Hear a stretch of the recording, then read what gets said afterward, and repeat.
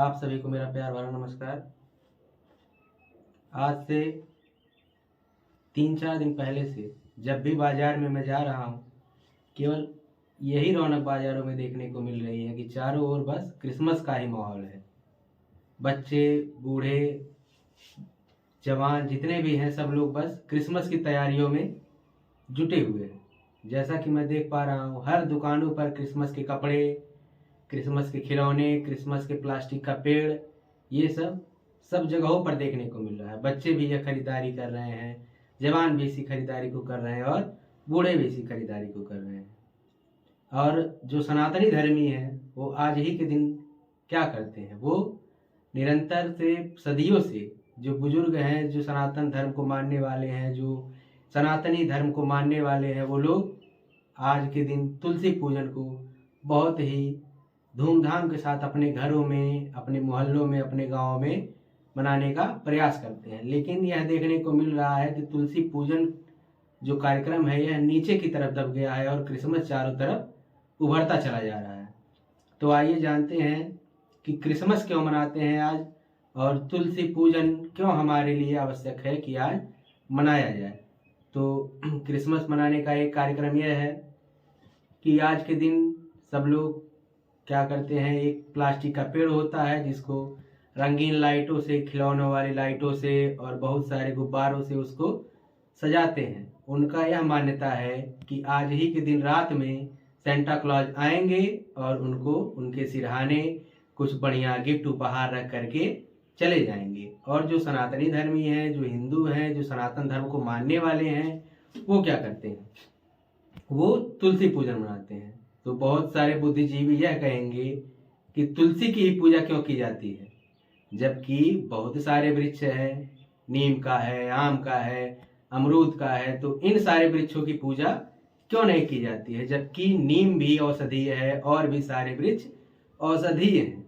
लेकिन जैसा कि हम जानते हैं और आप जानते हैं, हम और आप आज के पहले यह पढ़े हैं वैज्ञानिक भाषा में कि जितने भी पेड़ हैं वो हमें क्या करते हैं, ऑक्सीजन देते हैं।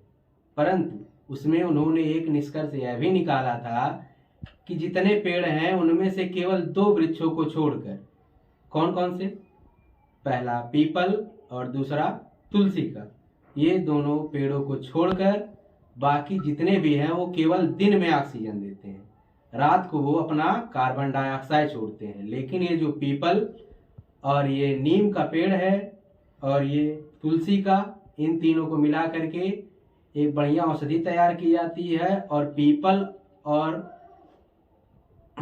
तुलसी ये दोनों 24 घंटे ऑक्सीजन ही छोड़ते रहते हैं, इनके अंदर से कभी कार्बन डाइऑक्साइड बाहर नहीं आती है। यह क्या है, हमारे लिए प्राणवायु माना गया है। प्राणवायु मतलब क्या, हमारे प्राणों को शक्ति देने वाला, ऊर्जा देने वाला, हमारे प्राणों को जीवित रखने वाला। तो जो 24 घंटे अपने अंदर से हमको केवल ऑक्सीजन प्रदान कर रहा है, तो हमारा भी ये अधिकार बनता है कि उसकी पूजा की जाए। ऐसा है कि नहीं है?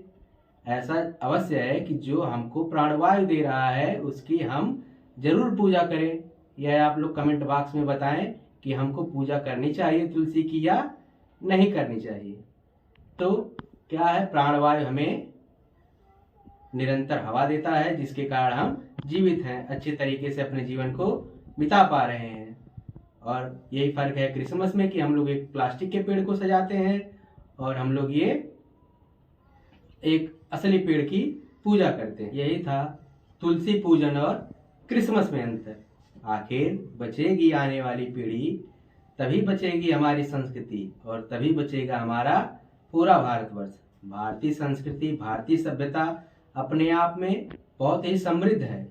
हमें बस एक ही कोशिश करनी चाहिए कि आने वाली जो पीढ़ी है उसको हम किस प्रकार की विरासत प्रदान कर रहे हैं।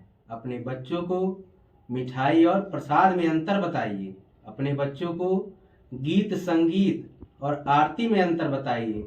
ये सारी चीज़ें जब हम अपने आने वाली पीढ़ी को बताएंगे तभी जिंदा रहेगी हमारी संस्कृति, हमारा समाज, हमारा हिंदुत्व और हमारा पूरा भारतवर्ष। याद रखें, हमें भी पहल करनी होगी, हमें ही जागना होगा। जब तक हम जागेंगे नहीं तब तक अपने धर्म को, अपनी संस्कृति को, अपने देश को सुरक्षित नहीं कर पाएंगे। और इसी के साथ आज की सबसे महत्वपूर्ण बात कि आज ही के दिन अटल बिहारी वाजपेयी जी का भी जन्म हुआ था, जो 25 दिसंबर 1924 को हुआ। कहाँ पर? ग्वालियर में।